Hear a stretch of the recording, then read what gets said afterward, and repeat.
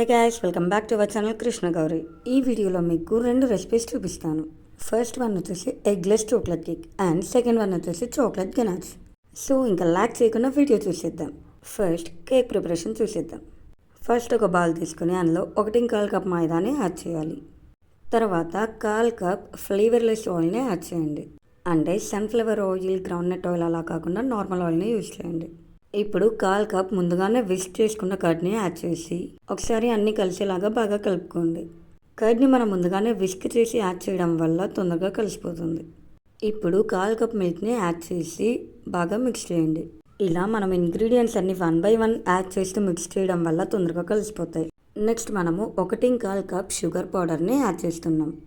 మీరు డైరెక్ట్గా షుగర్ అయినా యాడ్ చేయొచ్చు, బట్ అది సరిగ్గా మిక్స్ అవ్వదు. నెక్స్ట్ 1/4 కప్ కోకో పౌడర్ని యాడ్ చేయాలి. 1/4 spoon baking soda and 1/2 spoon baking పౌడర్ని యాడ్ చేయాలి. ఇప్పుడు వీటన్నిటిని బాగా మిక్స్ చేయండి. మిక్స్ చేయడం అంటే కట్ అండ్ ఫోల్డ్ మెథడ్లో మిక్స్ చేయాలి.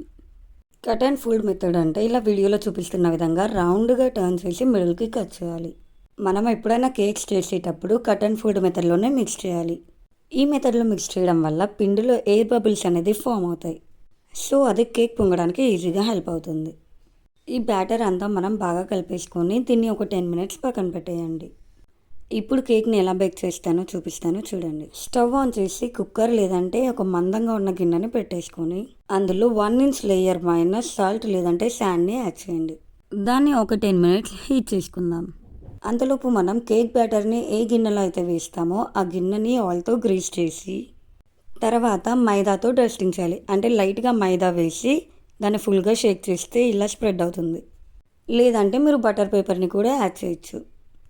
ఇప్పుడు ముందుగా ప్రిపేర్ చేసుకున్న కేక్ బ్యాటర్ని ఈ గిన్నెలకి ట్రాన్స్ఫర్ చేసేయండి. ఈ కేక్ బ్యాటర్ కన్సిస్టెన్సీ అనేది మనం ఇలా గిన్నెని ఇన్వర్ట్ చేస్తే మొత్తం అందులో పడిపోయేలాగా ఉండాలి. మీకు ఒకవేళ కొంచెం గట్టిగా కానీ అనిపిస్తే కొన్ని మిల్క్ యాడ్ చేసి మళ్ళీ మిక్స్ చేయండి. ఇలా ట్యాప్ చేయడం వల్ల పిండి అనేది ఈవెన్గా స్ప్రెడ్ అవుతుంది. ఇప్పుడు దాన్ని మనం ముందుగా ప్రీహీట్ చేసుకున్న కుక్కర్లో పెట్టేసి పైన మూత పెట్టేయండి. కుక్కర్ మూతకి పైన విజిల్ తీసేయండి, లేదంటే విజిల్ అలానే ఉంచేసి రబ్బర్ తీసేయండి. ఇప్పుడు కేక్ని మనం 10 minutes లో ఫ్లేమ్ మీద ఉంచి 20 minutes హై ఫ్లేమ్ మీద ఉంచండి. కేక్ అనేది పర్ఫెక్ట్గా బేక్ అవుతుంది. పర్ఫెక్ట్గా బేక్ అయిందో లేదో చూడడానికి ఇలా ఒక టూత్పిక్ని గుచ్చి చూడండి. ఇప్పుడు ప్రిపరేషన్ నెంబర్ 2 చాక్లెట్ గనాచ్.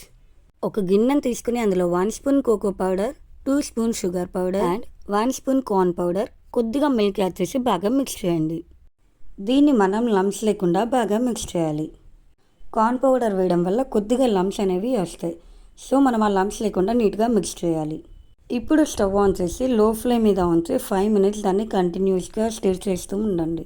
ఒకవేళ మీరు కంటిన్యూస్గా కానీ స్టిర్ చేయకపోతే గిన్నె మాడిపోతుంది. ఇక్కడ మనం లో ఫ్లేమ్లో దాన్ని ఉంచి ఎంతసేపు స్టిర్ చేస్తే కలర్ అనేది అంతగా చేంజ్ అవుతుంది. ఇలా కొంచెం క్రీమీ కన్సిస్టెన్సీ రాగానే స్టవ్ ఆఫ్ చేసి పక్కన పెట్టేయండి. ఇప్పుడు చల్లార్చుకున్న కేక్ని చుట్టూ ఎడ్జెస్ని ఒకసారి స్క్రాప్ చేసి ఒక ప్లేట్ పెట్టి దాన్ని రివర్స్ చేసేయండి. కేక్ అనేది ఈజీగా డిమాల్ట్ అయిపోతుంది. ఇప్పుడు కింద మనం కేక్ కార్డ్బోర్డ్ని ఉంచేసి దానిపైన కేక్ని పెట్టేయండి. చాక్లెట్ గనాచ్ కంప్లీట్గా కూల్ అయిపోయిన తర్వాత 2 స్పూన్స్ కేక్ పైన వేసి దాన్ని బాగా అప్లై చేయండి. ఇక్కడ మనము చాక్లెట్ గనాచ్ యాడ్ చేయడం వల్ల కేక్ అనేది కొంచెం సిల్కీ అండ్ గ్లాజీగా కనిపిస్తుంది. అండ్ అలాగే కేక్ కూడా కొంచెం ఎక్స్ట్రా చాక్లెట్ ఫ్లేవర్ అనేది యాడ్ అవుతుంది. ఇప్పుడు పైన మీకు నచ్చినట్టుగా డెకరేట్ చేయండి. మీ దగ్గర చాక్లెట్ స్ప్రింకిల్స్ ఉంటే వైట్ కలర్ చాక్లెట్ స్ప్రింకిల్స్ని యాడ్ చేయండి. అపియరెన్స్ అనేది సూపర్గా ఉంటుంది. నా దగ్గర బ్లాక్ కలర్ చాకో చిప్స్ ఉన్నాయి. సో 2 ఇంచుమించు సేమ్ కలర్ కాబట్టి నేను దాన్ని యాడ్ చేయలేదు. అందుకే ఇలా సింపుల్గా కొన్ని బాదంని చాప్ చేసి పైనుంచి యాడ్ చేశాను. వావ్, కేక్ చూడండి ఎంత బ్యూటిఫుల్గా కనిపిస్తుందో.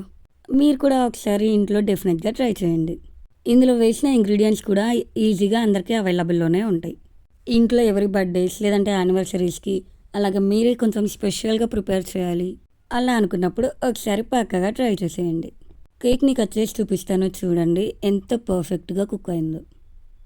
అండ్ మెయిన్గా మనం ఇందులో ఎక్కువ యాడ్ చేయలేదు, బట్ కేక్ పర్ఫెక్ట్గా స్పాంజీగా వచ్చింది. ఇంత పేషెంట్గా వీడియో చూసినందుకు thank you. And don't forget to subscribe our channel. Bye.